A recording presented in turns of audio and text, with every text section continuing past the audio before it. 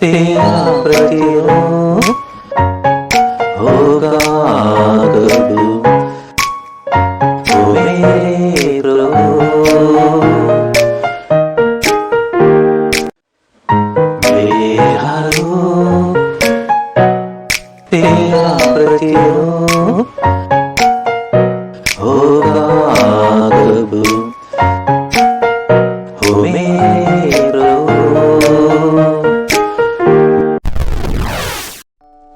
जीवन के दाता स्वर्गीय परमेश्वर पिता का जीवन और पुनरुत्थान प्रभु यीशु मसीह के नाम में होकर स्तुति और धन्यवाद करता हूं। और आप सबों के लिए भी मैं चाहता हूं कि जीवन और पुनरुत्थान प्रभु यीशु मसीह का आत्मा आप में प्रवेश हो और अपने जीवन और पुनरुत्थान से भर दे। तो मैं आज के दिन फिर और एक गवाही को लेकर आया हूं। ये 1995 की बात है। मैं एक गांव में गया था जहाँ पर प्रभु यीशु मसीह के नाम से सुसमाचार सुनाया जा रहा था। तो उस सुसमाचार के सभा के लिए जो स्टेज बनाया जा रहा था, तो उस समय मैं वहाँ पर था। तो वहाँ पर एक व्यक्ति को मैंने देखा। वो व्यक्ति एकदम गोरा चिट्टा, एकदम अच्छी पतली लंबी नाक और उसकी लंबी मूछें भगत सिंह के समान, एकदम नुकीला, और उसकी आंखें ऐसी थी जैसे संतरा को बीच से काटने से जैसे संतरा दिखता है, वैसे उसकी आंखें थी। तो मैं उस व्यक्ति को देखा, उसकी आंखें थोड़ी डिफरेंट लगी। उसी समय उस व्यक्ति ने अपनी गवाही कुछ बताया कि उस व्यक्ति का नाम राम जी था और वो एक बहुत बड़ा मांत्रिक था। उसकी जो मांत्रिक शक्तियां थी वो 40 किलोमीटर तक का उसका रेंज था। उतने रेंज में वो अपनी मांत्रिक शक्ति का इस्तेमाल करता था और कहता था कि इतनी शक्तियां मुझ में थी कि मैं जिस घर में कदम रख दूं उस घर के लोग ऐंठ जाते थे। तो ऐसा हुआ, मेरे जीवन में एक ऐसा समय आया कि मैं एक अनजाने में एक मसीह सभा हो रही थी, तो वहां गया। मैं देखना चाहता था कि प्रभु यीशु मसीह के लोग बताते क्या है। तो उसमें का जो सेवक जो था, प्रभु यीशु मसीह का सेवक, वो बाइबल के वचन किसी और को बता रहा था। वो बातें उसके लिए नहीं, पर ये जो राम जी के लिए था करके, उन बातों के निशाने में राम जी था करके उसको लगा। तो डर गया भीतर से, बोला कि ये कैसे बातें, ये बातें उसे बता रहा है। ऐसा लगा वो बातें मेरे लिए है। तो उसके भीतर डर बैठ गया। और बाद के दिनों में उसे परमेश्वर की आत्मा का एक्सपीरियंस हो गया, परमेश्वर की का भय उसमें समा गया और इस बात को समझ गया कि एक परमेश्वर है जिसके सामने हर किसी को डरना चाहिए। और उसके बाद में वो अपने जीवन में परिवर्तन लाया। जो भी वो उसके पास जादू टोना तंत्र मंत्र करने की जो वस्तुएं हुआ करती थी, उसे अपने से दूर फेंक दिया और उसे छोड़कर उसने ये तय किया कि अब मुझे प्रभु यीशु मसीह के पीछे चलना है, क्योंकि वो एक ऐसी शक्ति है जिसके विषय में लोग कहते हैं कि वो भला है। प्रभु यीशु मसीह को ज्यादा वो जानता तो नहीं था, पर उसने डिसाइड कर लिया कि प्रभु यीशु मसीह का अनुसरण करना है। और वो जहां जहां प्रभु यीशु मसीह के नाम से सभाएं होती थी वहां जाता था। ऐसी एक सभा में आया था जब उसकी गवाही को मैंने सुना। तो मैं इस समय आप लोग जो गवाही जो सुन रहे हैं, मैं आप लोग से कहता हूं, जो कोई आप लोग में प्रभु यीशु मसीह के नाम में उद्धार पाए हुए लोग हों, प्रभु यीशु मसीह के जीवन की आत्मा आप लोग पा चुके हों, तो ऐसी गवाही जब सुनते हो तो आप प्रभु यीशु मसीह का धन्यवाद कीजिए कि सचमुच वही है जो जिंदगी को बदलने वाला है। वही है एक व्यक्ति को अंधकार शक्तियों से छुड़ाने वाला है। वही है जो अदृश्य लोक में राजा है। प्रभु यीशु मसीह ने स्वयं कहा कि स्वर्ग और पृथ्वी का सारा अधिकार मुझे दिया गया है।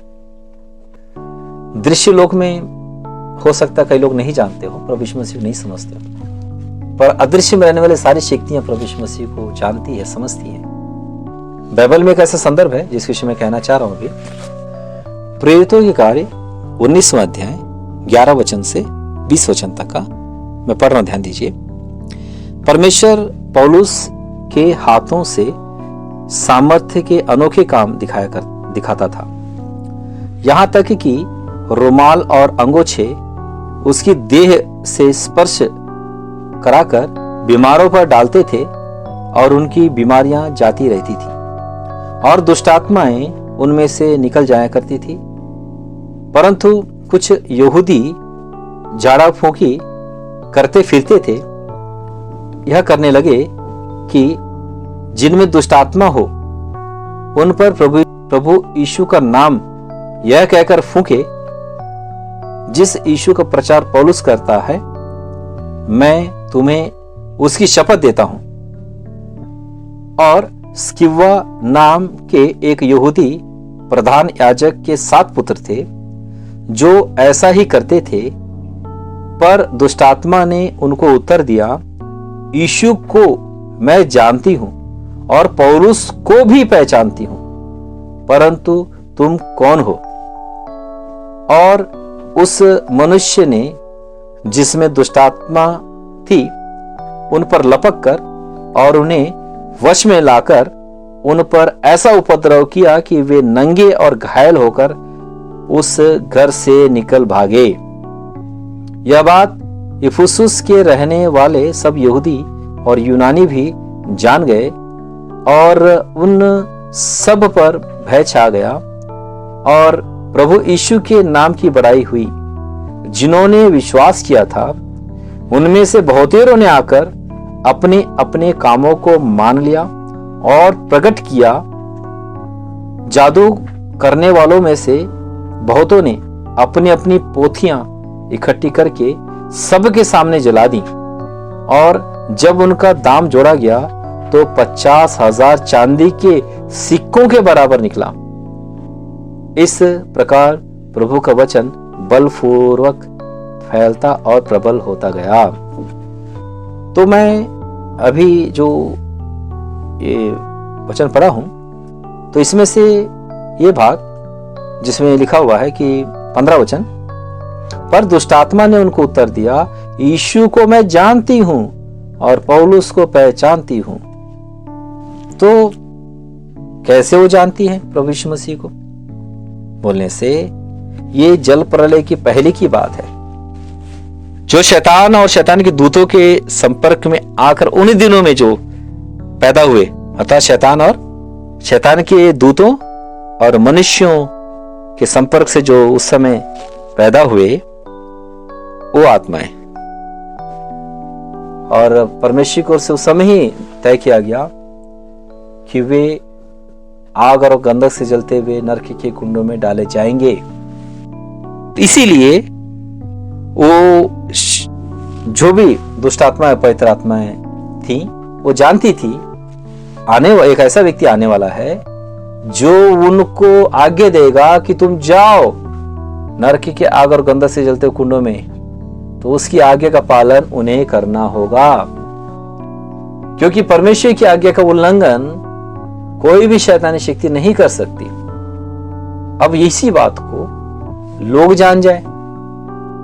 परमेश्वर का पुत्र इसलिए प्रकट हुआ कि शैतान के कामों का नाश करें। तो शैतान जो काम करता है उस काम को नष्ट करने वाला अगर कोई है तो वो परमेश्वर का पुत्र है। परमेश्वर पुत्र प्रभु यीशु मसीह के नाम से शैतान के कार्य नष्ट किए जा सकते हैं। एक मनुष्य की जिंदगी में हो चाहे एक परिवार में हो, एक मनुष्य की जिंदगी को शैतान नष्ट करना चाहे तो उसकी जिंदगी में जो शैतान के कार्य हो रहे हों, उन शैतानिक कार्य को प्रभु यीशु मसीह के नाम से नष्ट किया जा सकता है और उस व्यक्ति की जिंदगी को बचाया जा सकता है। किसी के परिवार को बर्बाद करने के लिए शैतान के कार्य हो रहे हों तो उस परिवार में होने वाले शैतानिक कार्यों को प्रभु यीशु मसीह के नाम से नष्ट किया जा सकता है और उस परिवार को शैतान के चंगुल से छुड़ाया जा सकता है और उस परिवार को बर्बाद होने से बचाया जा सकता है। परमेश्वर वो है जिसने मनुष्य को बनाया। परमेश्वर ने अपने पुत्र यीशु मसीह की इस धरती में इसलिए भेजा कि मनुष्यों को संसार से, पाप से, शैतान के चंगुल से छुड़ाए। इसीलिए प्रभु यीशु मसीह के नाम में सुसमाचार को समझने की आवश्यकता है। प्रभु यीशु मसीह के नाम से जो सुसमाचार है उसके प्रति जो भी गलतफहमियां जिस किसी के भीतर हो वो हट जाने की आवश्यकता है। इसलिए जरूरत है कि प्रभु यीशु मसीह के नाम से होने वाले भले कार्यों का वर्णन किया जाता रहे, गवाहियों का वर्णन किया जाता रहे। मैं भी इसी प्रयास से मैं प्रभु यीशु मसीह के नाम से जिन जिन के जीवन में कुछ कुछ जो भलाइयां हुई है उसकी मैं गवाहियां दे रहा हूं जो मैंने समय समय पर सुनी है। तो मेरे इसे गवाही देने का उद्देश्य भी यही है कि ये संदेश जरूरतमंद तक पहुंच जाए और उन्हें सही जानकारी प्राप्त हो और प्रभु यीशु मसीह को समझ सके कि वो प्रभु यीशु मसीह परमेश्वर का पुत्र है और शैतानी शक्तियों से छुड़ा सकने की सामर्थ्य और अधिकार रखने वाला प्रभु है। प्रभु यीशु मसीह के नाम की ही स्तुति और महिमा हो। आमीन। मेरा रूप तेरा प्रतिरूप होगा कबू, ओ मेरे प्रभु।